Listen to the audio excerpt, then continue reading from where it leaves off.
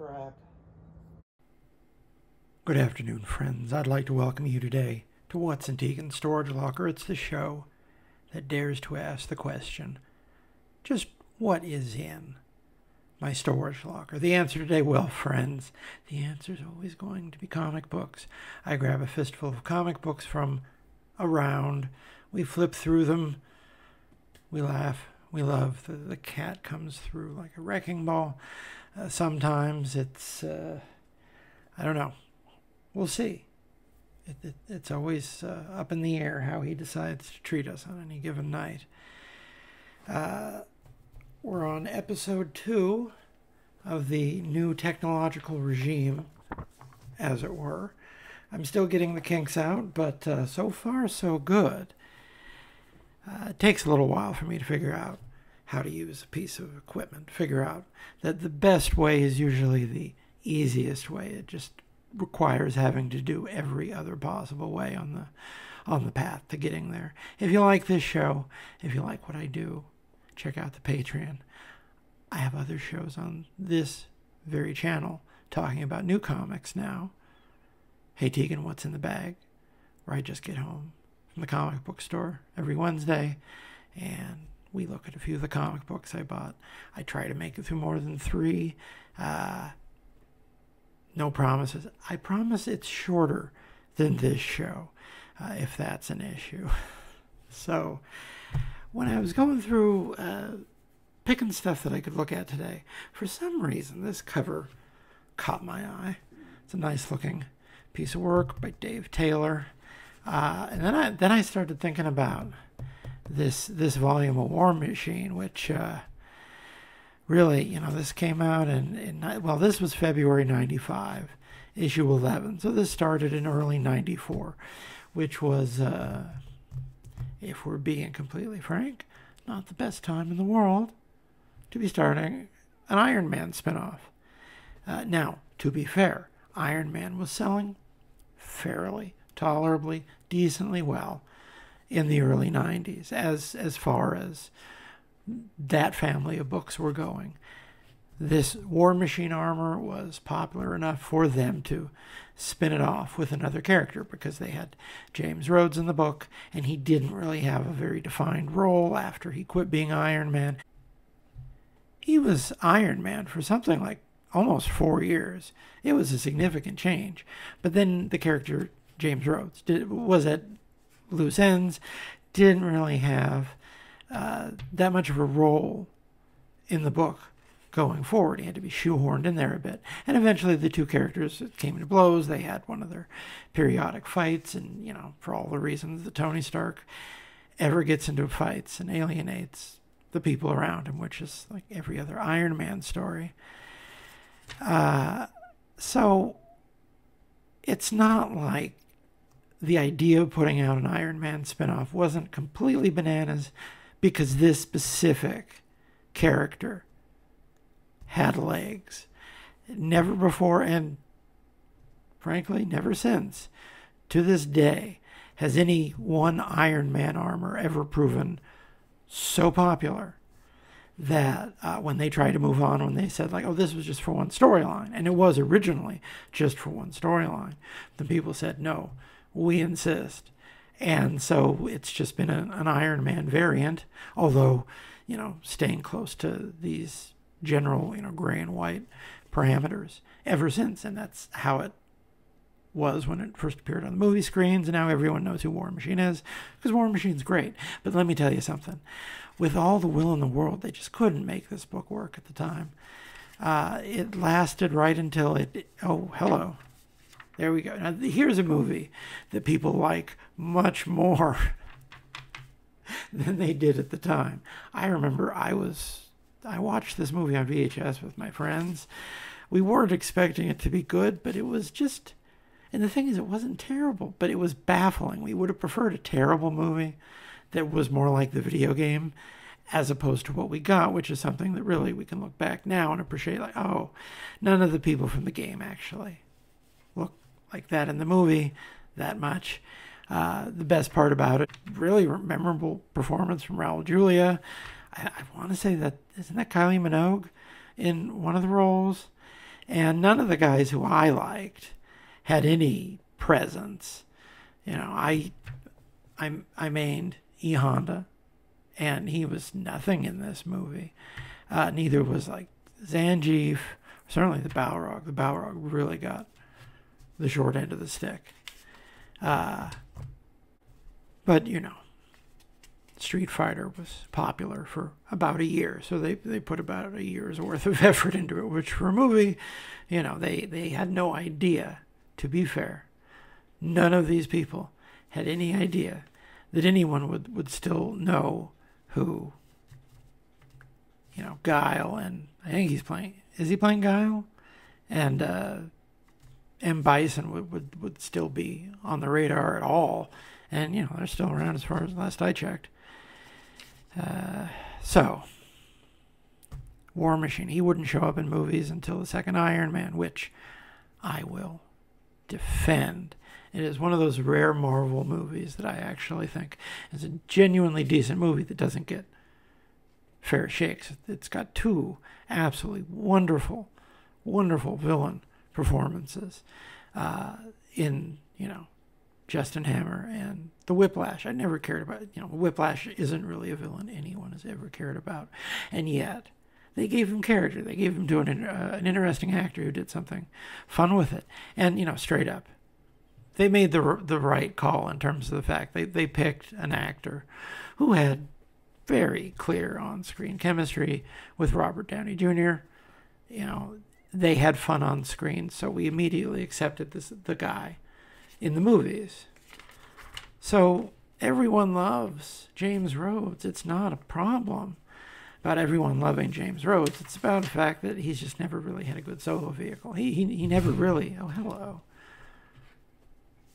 Have you come to defend U.S. War Machine by Chuck Austin? You have, haven't you? U.S. War Machine is a very interesting book. If I get it out of storage one of these days, we will probably read it on the TikTok, because it is like nothing else Marvel has ever published. And that's probably the most interesting thing that's ever been done with the character, and that's a complete, you know, stylistic outlier. Anyway, that's kind of how it is with Marvel sometimes. Yeah, I know, it's Chuck Austin. It's a weird book. It's a very weird book. I don't even remember what's going on here. Who is he? Who is he in a relationship with? Ray. I don't even remember Ray. I'll be honest with you. The problem with Iron Man is they have so many good. That book has a solid gold supporting cast. You never know it because they never show up. That is one thing that book never had any problem with. Was interesting. I mean, you know, we're talking about James Rhodes here. Great characters to, you know, essentially surround this very selfish man. And yet, when was the last time they used Bethany Cabe? When has anyone, besides the Iron Man book, and I want to say basically back to the 2000s, used Madame Mask? Madame Mask is a fantastic character. Go back and read the Rick Remender run on Iron Man. He turns Madame Mask into a menace. And just, you know, in every other book she's ever appeared in, the character practically is a punching bag. Speaking of punching bags, I think I mentioned before, I never beat this. My friends who were better at video games could never beat this. We could never beat this on sleepovers. It just wasn't happening.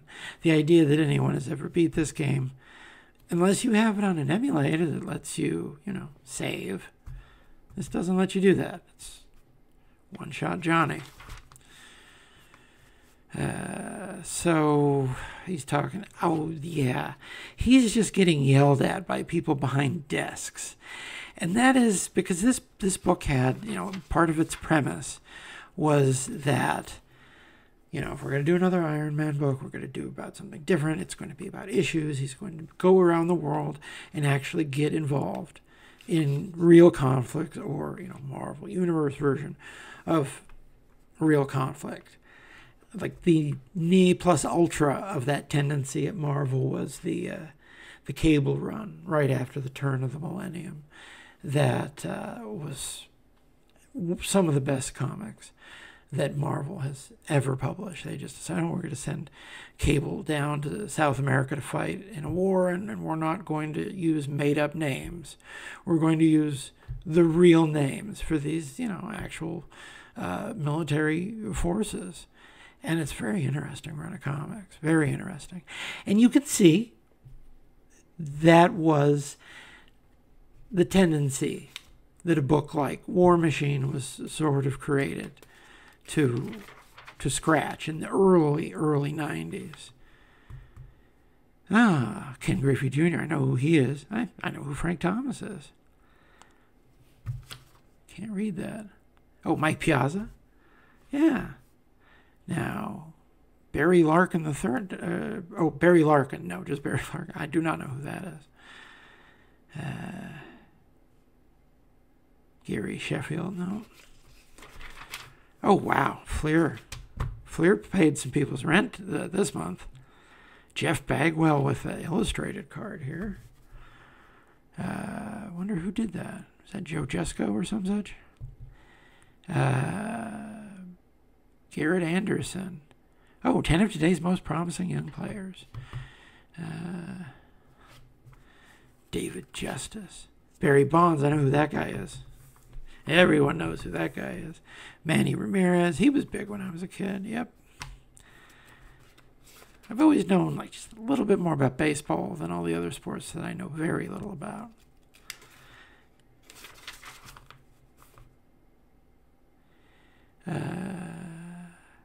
So yeah, part and parcel of what I just said, having that interesting remit to at least try to take place in something resembling the real world, means that he actually ends up getting into a lot of screaming matches with bureaucrats. And at the time, I think it was just sort of baffling and kind of inert. But clearly they're going for something. You can't say just on the face of it they are going for something a little bit more. All right, so we got Scott Benson doing both story and script with Len Kaminski. I think Kaminski's the writer who started this run. I want to say maybe he was doing Iron Man too at the time. Stewart Johnson penciling with Don Hudson inking, John Costanza lettering, Ariane, colorist, I can't remember that last name, Nell Yomtov, editor under Mark Grunwald. This is, last 2 years of Mark Grunwald's life. So this isn't, I'm not trying to tell you this is a good comic or even really a buried treasure, but the weird thing is if you go back and look at the time, it's really obvious the direction this comic should have gone. They should have looked across the street and seen what DC was doing with books like the Denny O'Neil Question, the Mike Grell Green Arrow, books that I'm kind of surprised are still well remembered to this day, because people didn't think that highly of them at the time. But I think just the fact that they had half a brain cell in their head and really good art was enough. It was sort of a half step to what Karen Berger was doing at the time with books like Sandman, Doom Patrol, Swamp Thing. And then DC had a few books that were like superheroes still, but maybe a little bit more thoughtful, maybe halfway to, where Alan's Swamp Thing had been.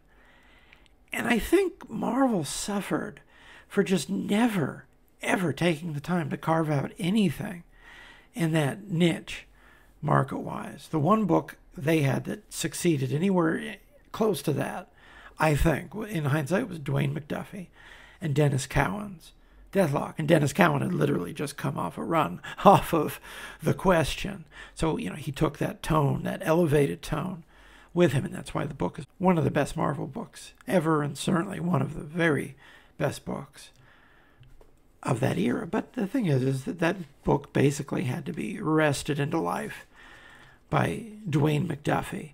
Marvel had no interest in really going for that tone, that level of sophistication, for lack of a better term, anywhere else in the line, because whenever people tried, like Darkhold, the Ghost Rider spinoff that inexplicably was really good for like 6 issues before they just tore the guts out of it, because they got cold feet about it. And I think the first Cage series, the first Cage solo series in '92 that Dwayne Turner drew. I think that is a book that could have benefited from that tone. And this, maybe, you're looking at it and thinking like, okay, man, you obviously have an ambition of some kind.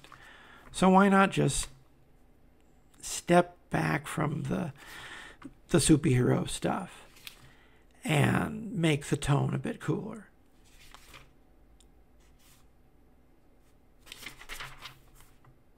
And like I said, people still read the Mike Grell Green Arrow. People hated it at the time, actually. It had some very vociferous detractors. And yet, the book is remembered now.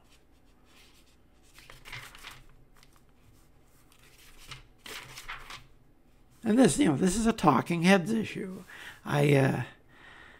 Talking Heads issues they can be rough. This looks like, even though I don't really, Scott Benson, scripting, Stewart Johnson, Don Hudson, no names that really stick out to me. And yet, for an issue that is conspicuously about James Rhodes, basically just being yelled at by people sitting behind desks. It's about as dynamic, I think, as that genre of story could get. Oh, I remember these. They tasted like everything else. They didn't have a special X-Men taste. I'm sorry, but I bought more than a few packs of this, and the X-Men from Chef Boyardee with the Art Adams cans, which I wish I'd saved those damn cans.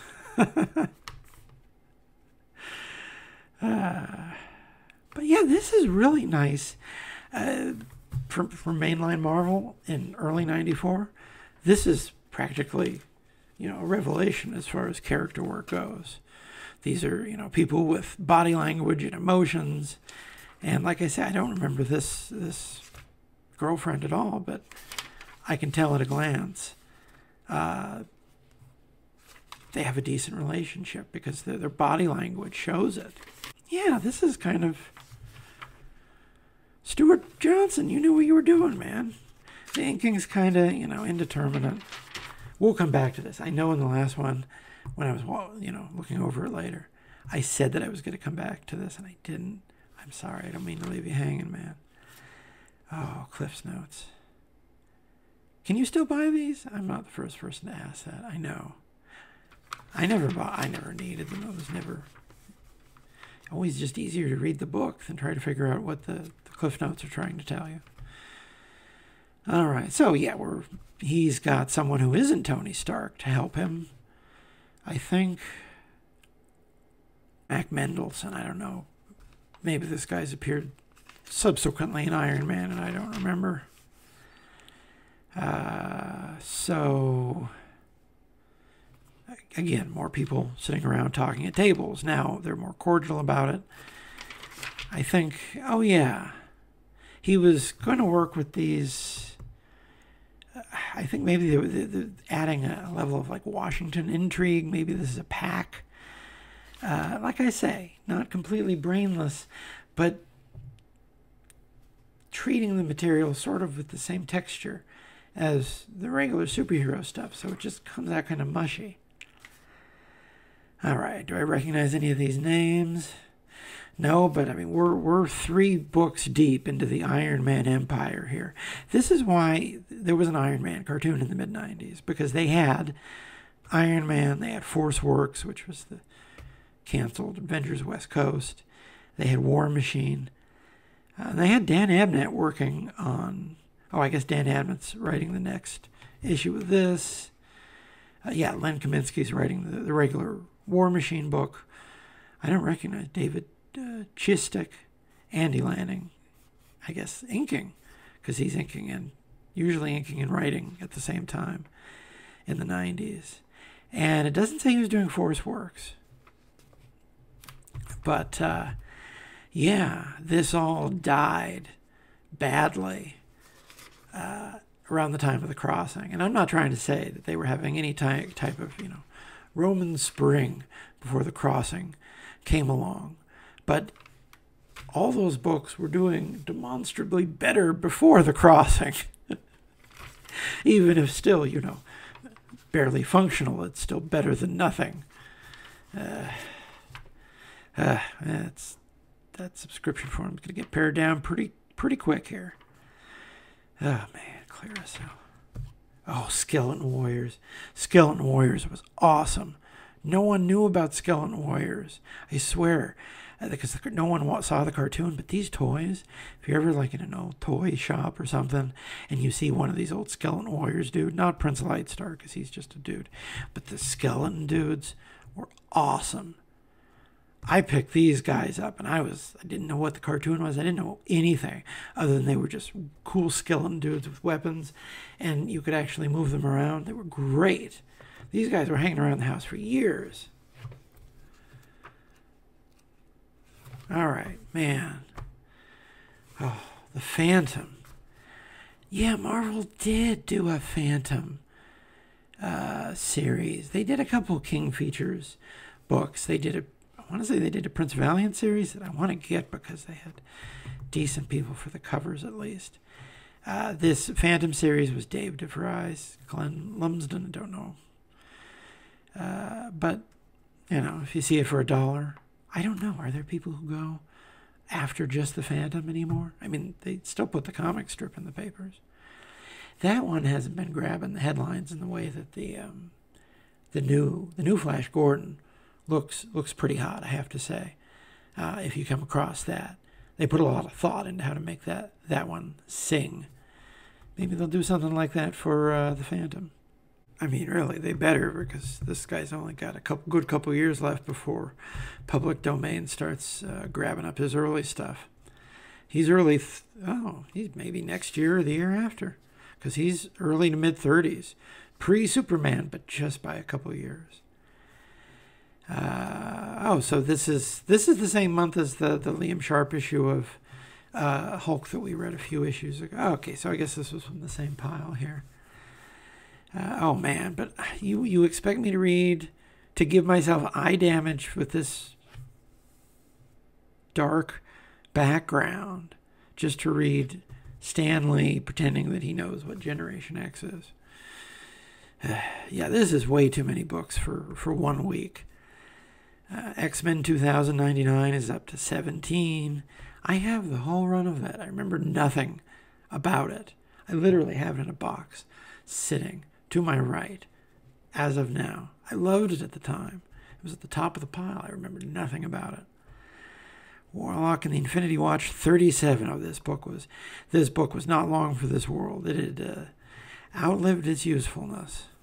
Savage Sword of Conan was similarly. This wasn't the last go at a black and white Conan magazine, because I think Conan the Savage came after this, and I bought a few issues of that.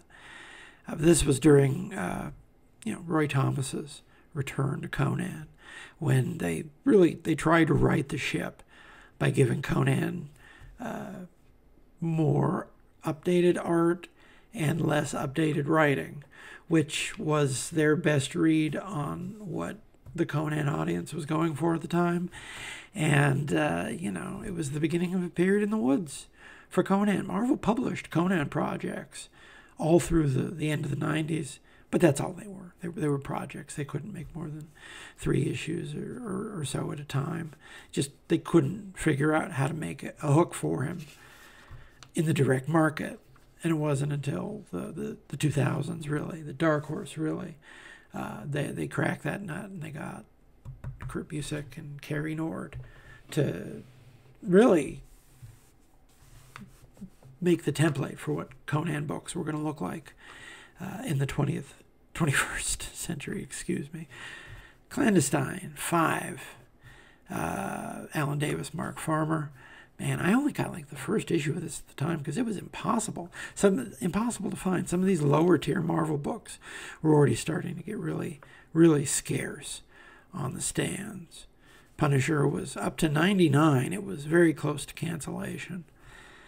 Sabretooth Classics, up to number 10. It was on a Louise Simonson and John Bogdanovich issue of Power Pack. Remember what I said about Sabretooth Classics being a really odd, assortment of books.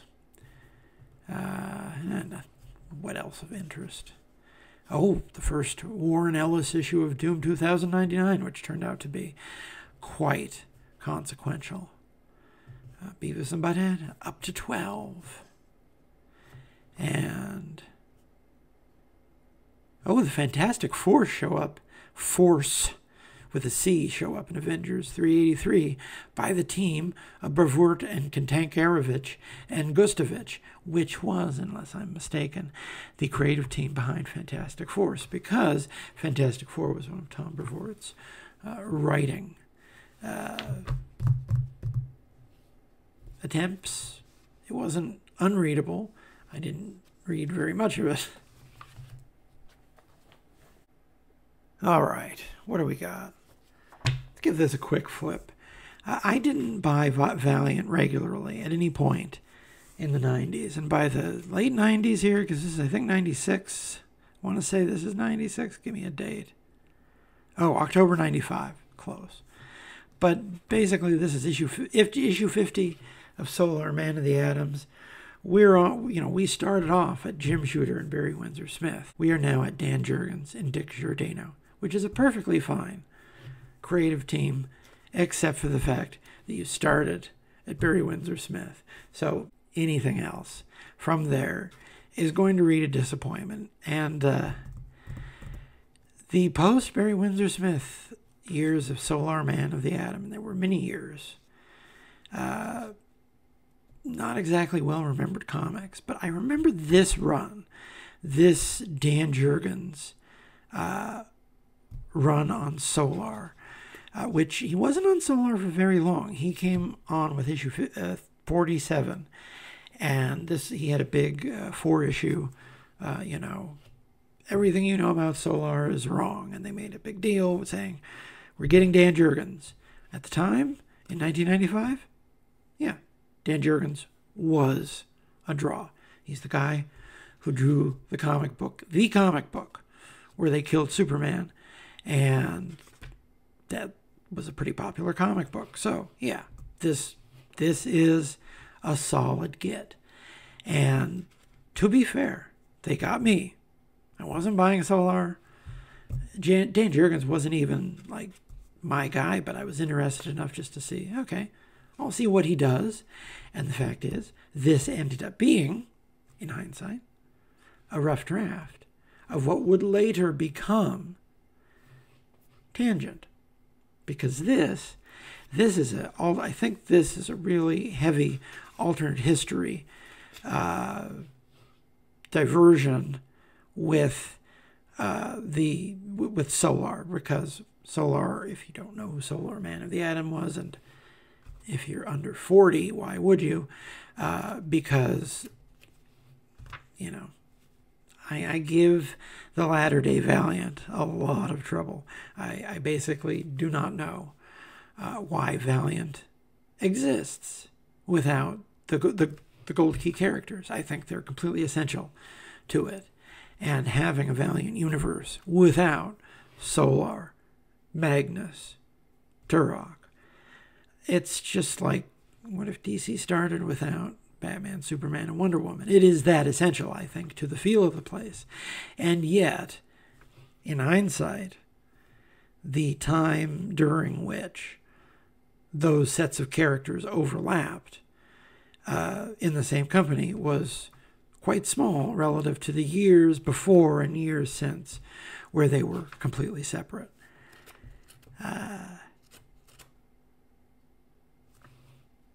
So I don't much care for the Valiant universe because it seems like a very low-stakes place to me. Because the early Valiant universe with Solar, well, Solar was a guy who could just sort of redo reality. That's his origin in the Jim Shooter and Barry Windsor Smith reboot.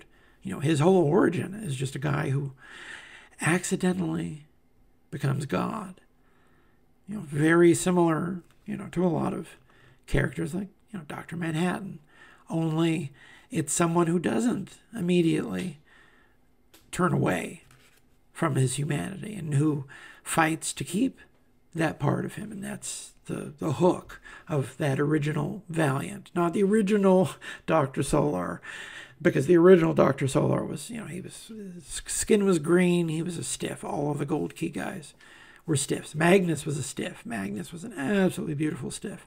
You need to read the original Magnus, but it is unquestionably stiff. I did an issue of it in the early hundreds of the TikTok. Anyway, like I say, this was the last time, I think, just about that they tempted me to take a bite at Valiant, because this certainly wasn't the last Valiant comic they published up through the end of the decade, and then they stopped rather violently in the middle of publishing something. They got Jim Shooter back in 1999 to do a new Unity to make sense of everything that had been, and then they didn't even have the decency to finish publishing because the company couldn't they couldn't keep the wheels on the bus. So yeah, this was one of those alternate history attempts where they just create a whole new batch of people out of the blue, and then those people figure out what's going on in their universe. Exo Manowar in July, with Bart Sears, Andy Smith, and Ron Mars. And Bart Sears would have still been a pull on the character at the time. I didn't realize they got Ron Mars by then, because that would have meant that at this point, I'm trying to remember, there was maybe he wasn't, or Green Lantern just launched at this point, and he had a reputation for doing all the cosmic stuff because he was doing Silver Surfer, Green Lantern, and I guess Exo Manowar too, which is, a more cosmic take on Iron Man. You would do this to me, to my world? Okay, so he's gone, he's gone nuts. He's got a god complex. They got to figure something out to do. Long ago, I accidentally destroyed a world. Don't you realize how precious your world is? Damn you who did this. Damn you all. Oh, and they had they did have a couple licenses at the time. They had Magic the Gathering. And so they probably sold some comics with trading cards bound in with the comic book adaptations. I don't remember anything, whether or not anyone remembers these comic books well. I know that there are still people who remember every single piece of ancillary Magic the Gathering lore. For my sins, I know way too much Magic the Gathering lore.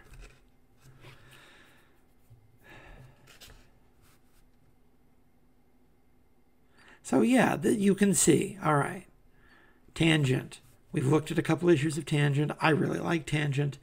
It is an alternate history where they just take the names, the bare names of the characters, just shuffle around with whole new characters, and it's an alternate history riff where there's a nuclear exchange during the Cuban Missile Crisis, I think.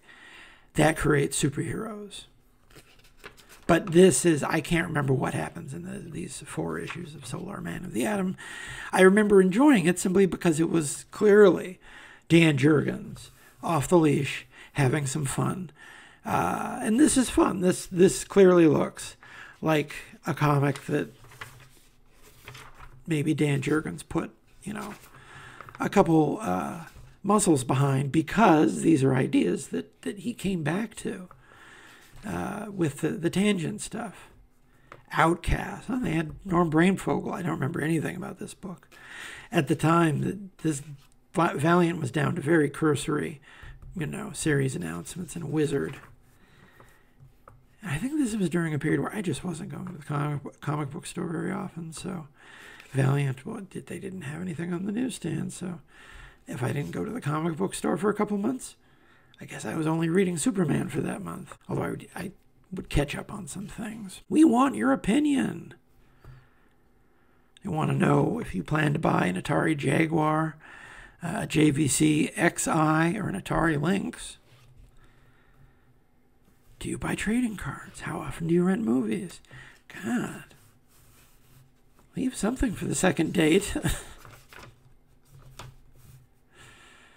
Yeah, this is fun. This is fun.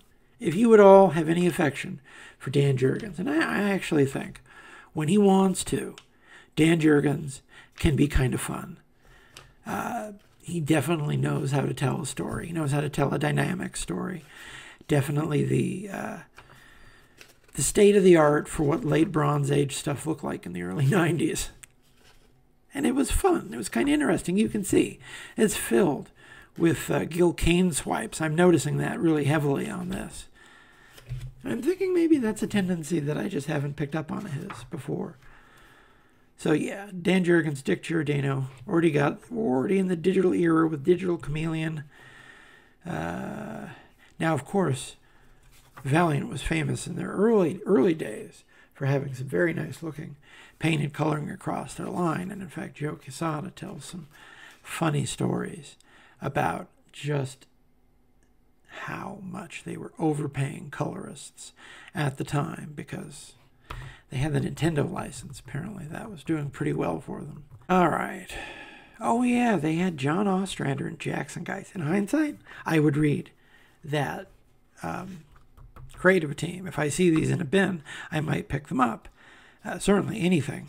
I've never seen a bad comic from Jackson Geist. I've read some bad comics from Jackson Geist that look very good because he drew them, but that's sort of what working in mainstream comics is all about. Look at this. This is nice. Yeah. I think I dropped it once the storyline was over because this storyline was fun and interesting, but it also didn't really carry over to what was next. And I also think maybe he wasn't penciling it after this. And that may have been the reason I picked it up in the first place. Because left to his own devices as a penciler, you see here, he can be interesting. He can be fun. That's a good team for Turok. Yeah. Oh, they had a good lineup of creators of books that were just going out and stiffing. Because in 95, no one cared at all about these guys anymore. But yeah, this is a nice looking comic. Yeah, I forget what his last name was. His name was Phil.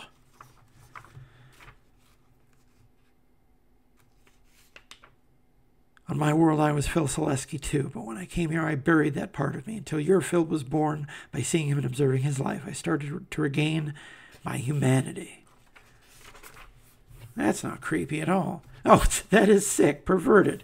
You can't live your life through someone else. You're right, I can't. But I did those things subconsciously. Okay, so now my husband is dead. I don't need to hear about your emotional breakthroughs. Get out. That is fantastic.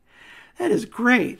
This whole thing ends with this woman just telling Solar off for being a creep. That is fantastic. This is great. No, I'm officially putting the word out. This is a fun storyline. I might do this on the TikTok at some point. Do I recognize any of these names? I don't recognize any of these issues' names. Oh, superstar penciler Tom Greinberg joins. Yeah, and say I was probably out for that because I didn't like Tom Greinberg on Silver Surfer at all. In hindsight, I like him on Silver Surfer. I really like him on Sandman. He may have been miscast on Silver Surfer, but he straight up decided that he was going to draw like Mike Mignola for a year or two. So that's interesting in hindsight. But that may have been why I skedaddled, because I didn't necessarily want to pick up another Tom Greinberg book. But in hindsight, yeah, Tom Greinberg with Dick Giordano, that interests me. Something to look for, I guess. XO Man of War. Oh, here we got a info on Q&A on Bart Sears. Okay, Andy Smith. So, yeah, I have to say, he did draw a very nice XO Man of War here.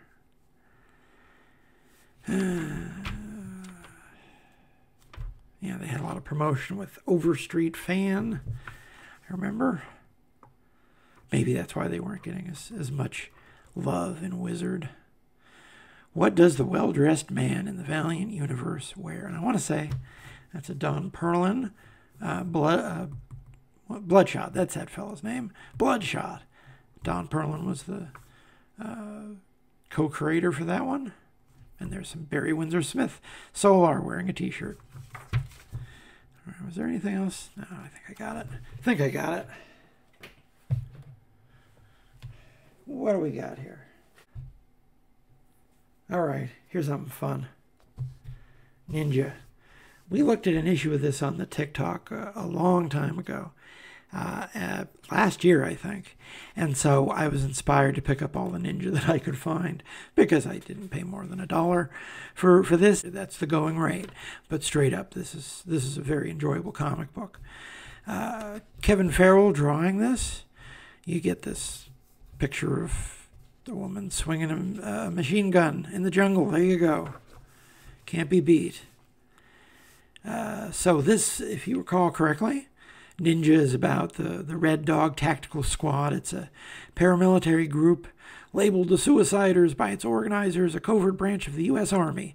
Headed by Major F. Paul Sanders, Red Dog is one of the few untouchable enforcement squads currently at work, answerable only to a very few members of the military and the executive branch of the United States government. And the lead is this sort of I was a teenage ninja character named Catherine Monroe, and she's got this supporting cast of other soldiers of fortune who basically back her up when she gets into ninja battles. Written by C.J. Henderson, Kevin Farrell, and M.M. Ritter on artists, Decline lettering, Decline, Scott Beezer cover coloring, Dave Ulbrich publisher, Chris Ulm editor-in-chief. So this is Eternity. Eternity will become, after a consolidation or two, Malibu, and then Malibu will, of course, be bought by Marvel. So it's possible that through some strange chain of events, Marvel may own this, because I don't think Eternity Comics let the creators retain anything. So there's a chance that Marvel might own this. I don't know for certain on that. Don't go, breaking it on Bleeding Cool. But I want to say there's the ownership of a lot of that early Malibu Eternity stuff has never really been contested because no one's done anything with it. And a lot of the Malibu superhero books that weren't on Ultraverse were public domain characters to begin with. So yeah, this is fun. This is 1989. Is this 1988? June 88, and this is the black and white explosion where a little bit of talent and some seed money from your uncle can put you on stands across the country. And straight up, the work was interesting because most of it wasn't maybe quote unquote like Marvel and DC, but you got interesting artists who were both learning or trying for something totally different. Or, these guys. This is Kevin Farrell, M.M. Ritter. This isn't even, I would say, worse than you could find in a Marvel book. In some respects, what this book is paying attention to in terms of, details of equipment, geography, vehicles, armament. This book is taking the time to draw all of those things. And it's going to give us some, B movie, maybe verging into C+ movie level action, the type of thing that you'd rent, in 1988 as a movie. And it works really well with just, the little bit of ambition that these people have to actually make a decent action comic. Because when you think about it, action is very, very difficult to draw.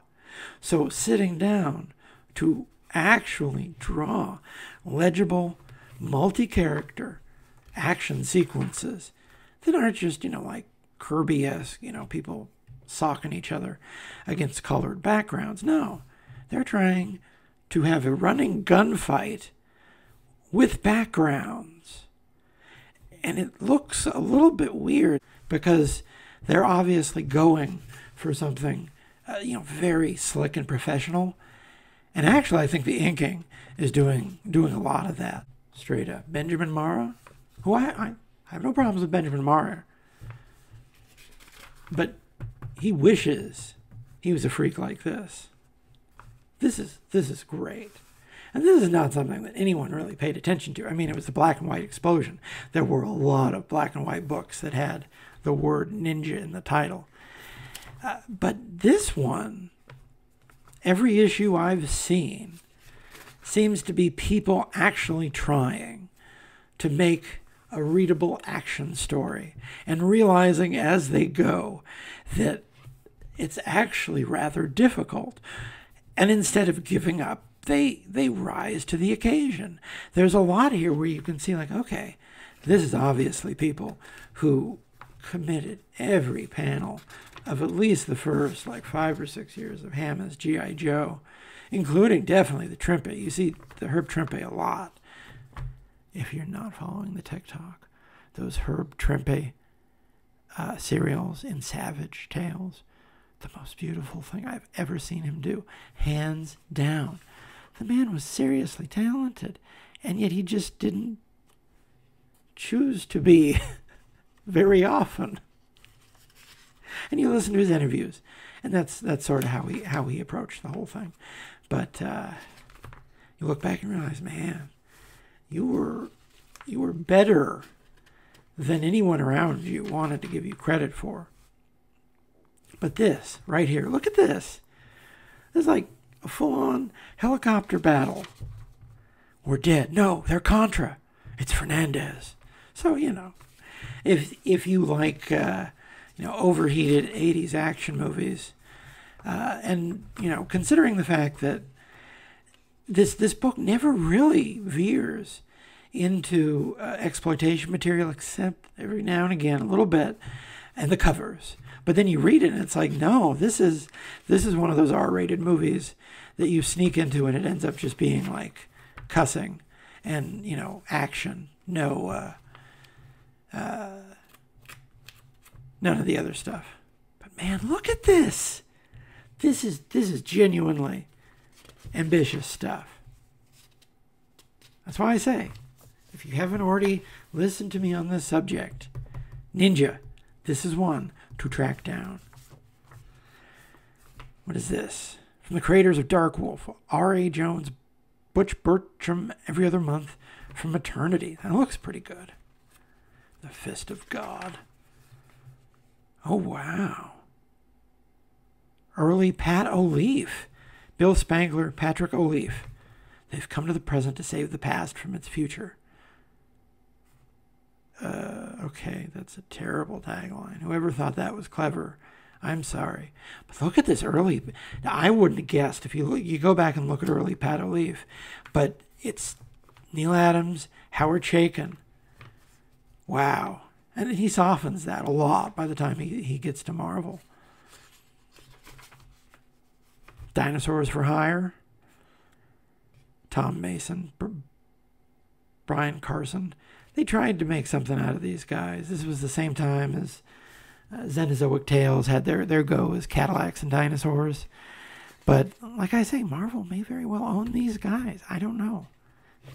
X-Mutants, they've also may very well own X-Mutants, which only has a cover by Ron Lim, but Ron Lim co-created these guys. And I don't know, like I say, I don't think Ron Lim still has the trademark on these guys. They've certainly never been used. No one at Marvel's ever so much as floated an X-Mutants revival. Jimmy Palmiotti's showing up on inks here. That's why I say, this early Eternity stuff. They had interesting early creators. The Way of the Warrior, Bruce Balfour, Ben Dunn, David Mowry. Ben Dunn is certainly still around. So yeah, lots of interesting stuff if you go digging through the Eternity pile at the store. Is it good? I make no claims to being good, but at least you might occasionally find, oh yeah, Ninja High School #5. There you go. All the way back in 1988. Solo X-Mutants, man, they were really pushing that. And they were really pushing Ron Lim. Ron Lim was, this is 88, he was already getting work at Marvel by now, so he was out the door. He was just doing covers for his pals. All right, what else we got? Oh, we got a pander. We got a pander, don't we? All right. Let's pander. We got the X-Men, not just any X-Men, X-Treme X-Men. I think we looked at an issue of this because I picked up some X-Treme X-Men out of the back issue box a while back. Claremont, Salvador Larocca.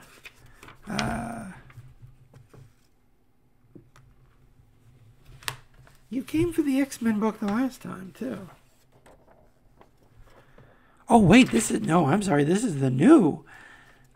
See, this is the 2023 X-Treme X-Men, which I think I picked up out of the back issue bins around the same time as or maybe a little bit before I picked up those issues of X-Treme X-Men from the first run. And you're going to make this impossible, aren't you?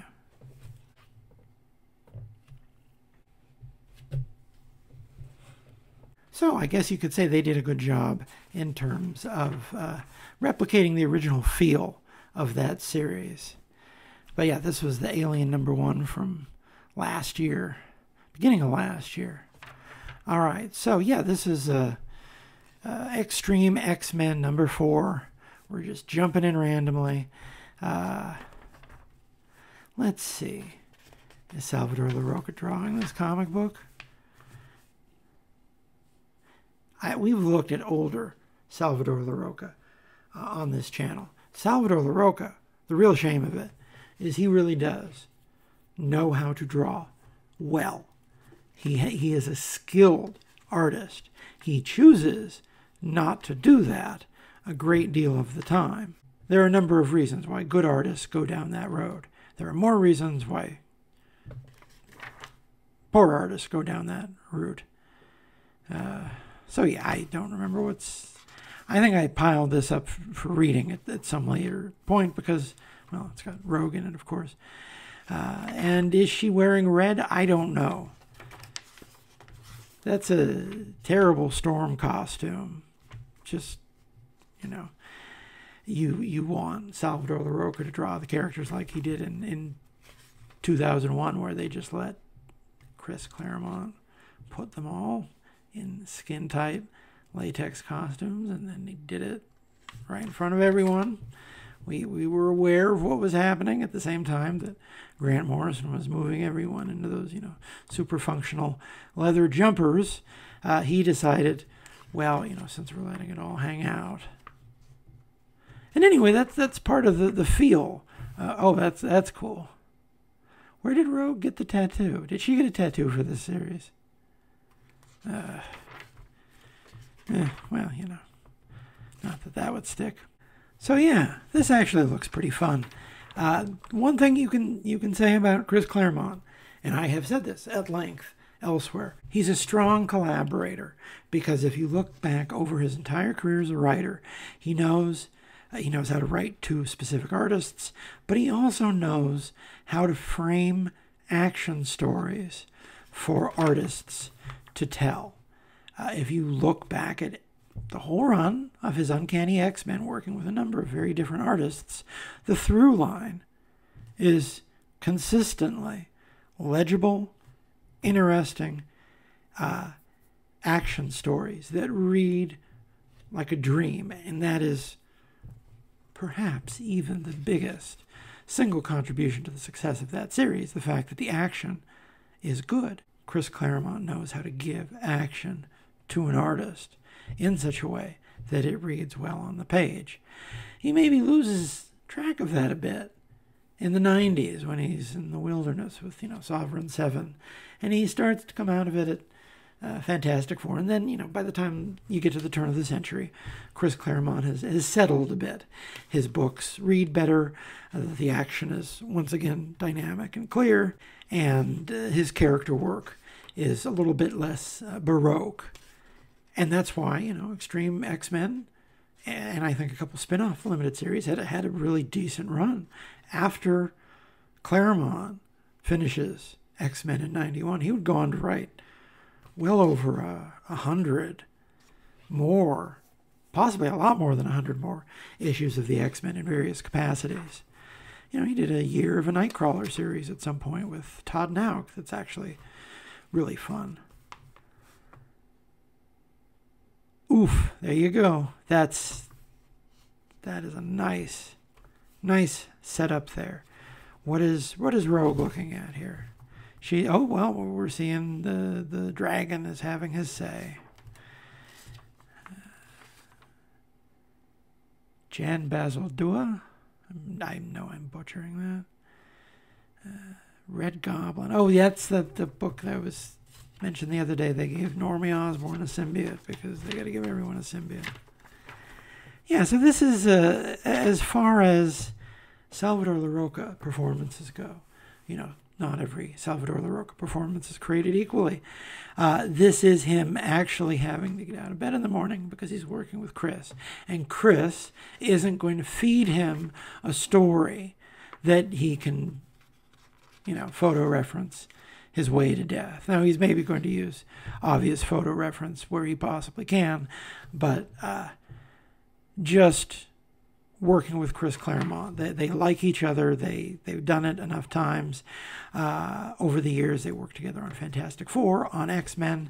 You can tell that they have a rapport. They may actually be the most prolific collaboration of Claremont's career. Don't quote me on that. I'd have to get out the calculator and do the numbers there. Who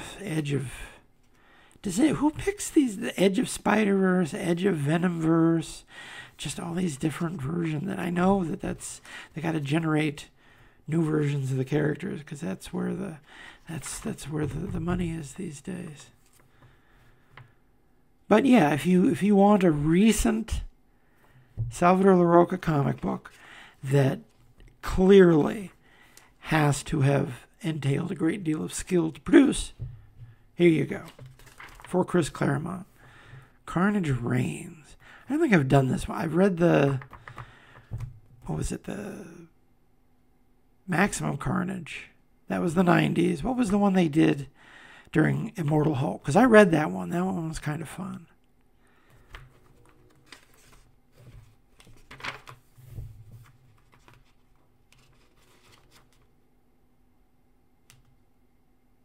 So, yeah, Chris Claremont continues to write X-Men stories. He's got a Wolverine series being solicited right now. Obviously, there is still a market of people who will show up to see the old guy give him a few more rounds. I mean, we're here looking at it because I purchased it, so there you go. Now, I keep saying they need to get Chris Claremont back on Spider-Man. That's what I want to see. I want to see more Chris Claremont Spider-Man. After Marvel Team Up, people should have realized, hey, he's really good at writing Spider-Man. How about we never, ever ask him to write the character again? Seriously. They have all these limited series. Just give Chris Claremont a new Marvel Team Up limited series with Spider-Man. Oh my God. I'm giving you all these ideas. You could be making so much money. Just put me on staff. Oh, so Kitty is... Someone forgot to finish the job with Kitty. Oh, so the dragon tried to kill her. Interesting. All right. Well, I guess if you're going to have Lockheed turn against Kitty, going to have Chris Claremont do it. And I think this only lasted 5 issues.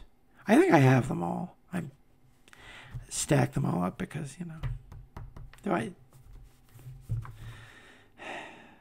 Sons of X. That had Phil Noto art. Was that a series or just a one-shot? They put out a lot of random one-shots during this period of the franchise. Wakanda Forever for official playlist. That places this in history. Is that everything? That's everything. All right, so that's a fun show. We looked at a diverse group of comic books. We even pandered a little bit, and we got to see a little bit of Rogue. I got other videos on this channel devoted to new comics. Hey Tegan, what's in the bag? For less than an hour, I try to talk about new comics every week, or thereabouts. Check out new reviews every day on TikTok and Instagram. Check out my podcast with Claire Napier. It's called Udder Madness. We look at the world of Top Cow comics. And yes, we do have a special episode in the books when there's a new issue of Witchblade coming out here. Don't worry, we've already discussed the matter. What else? I should hopefully have something at the journal at some point here before I die. Have a good day. Be kind to yourself. Be kind to the world. Be kind to animals and small children. And just have a great day.